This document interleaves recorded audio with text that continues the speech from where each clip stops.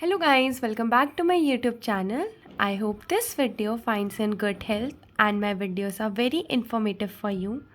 तो आज की जो हमारी वीडियो है वो आपका यूनिट 2 का टॉपिक है डिसिप्लिन का and the topic is inter relationships between and among the discipline कि क्या रिलेशनशिप है अलग अलग डिसिप्लिन का एक दूसरे के साथ.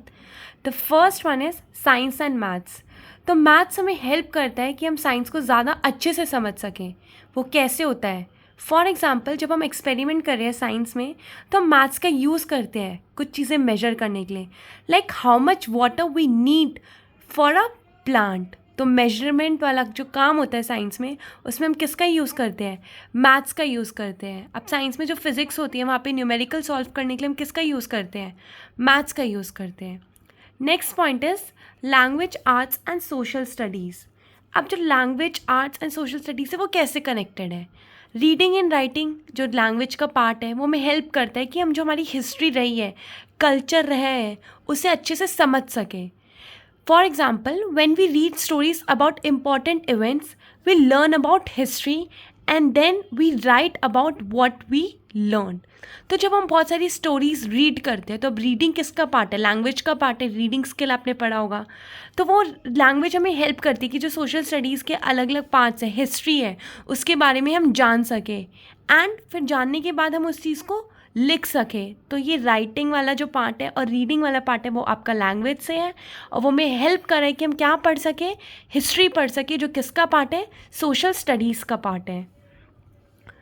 Next point, art and history. Art का मीनिंग यहाँ पे आपकी ड्राइंग वाली आर्ट है. अब जो आर्ट है वो हमें दिखाती है कि पुराने ज़माने में, पहले के टाइम में लाइफ कैसी थी. For example when we look at paintings from the past we can learn about the people and the events that were important back then.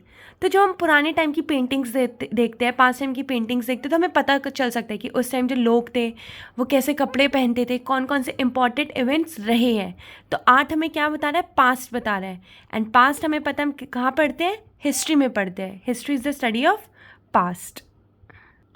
Next is physical education and biology. तो physical education जो आपका एक subject है उसमें आप पढ़ते हो ना अबाउट एक्सरसाइजेस, मूवमेंट. वेल जो बायोलॉजी है वो हमें हेल्प करता है कि हम अपनी ह्यूमन बॉडी कैसे काम करती है या ह्यूमन बॉडी को बहुत अच्छे से समझ सकें. ये कौन सी एक्सरसाइजेज जो हमें फिजिकल एजुकेशन में बताई गई है, हमारी बॉडी के लिए वो एक्सरसाइज करनी अच्छी रहेगी, वो हमें कौन बताता है? बायोलॉजी. क्योंकि बायोलॉजी ही हमें इन्फॉर्मेशन प्रोवाइड करती है कि कैसे कैसे अलग अलग जो मसल्स हैं वो काम करती है. फॉर एग्जाम्पल एक एथलीट है वो स्टडी करता है कि कैसे मसल्स वर्क करती है, जो एक पार्ट है बायोलॉजी का, जिससे कि वो अपने आप को ट्रेन अच्छे से कर सके और इंजरीज़ को अवॉइड कर सके. Next point is the difference और you can say the inter relationship, sorry not the difference, inter relationship between science and geography. अब जो साइंस है वो हमें एक्सप्लेन करती है कि जो नेचुरल फिनोमिना है उसके बारे में बताती है. वेल जोग्राफी हमें बताती है कि वो चीज़ें कहाँ कहाँ पे अकर होती है. फॉर एग्जाम्पल क्लाइमेट साइंस हमें एक्सप्लेन करती है कि जो वेदर के पैटर्न है वो कैसे काम करते हैं. वेर एज जोग्राफी हमें दिखाती है कि कौन कौन से मतलब कौन कौन सी जगह है जहाँ पे ये टाइप ऑफ क्लाइमेट, ये जो वेदर के पैटर्न है वो एग्जिस्ट करते हैं. या फिर हम एक और एग्जांपल इसका ले सकते हैं कि जब हम स्टडी करते हैं अर्थक्वेक को तो साइंस हमें एक्सप्लेन करती है कि कैसे जो टेक्टोनिक प्लेट्स है वो मूव करती है.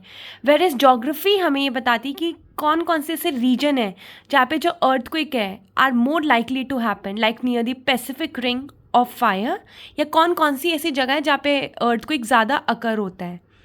That's it for this video. I hope you liked my video, and if you liked my video, do like, comment, share and subscribe to my YouTube channel. Thank you everyone. Keep supporting and best of luck.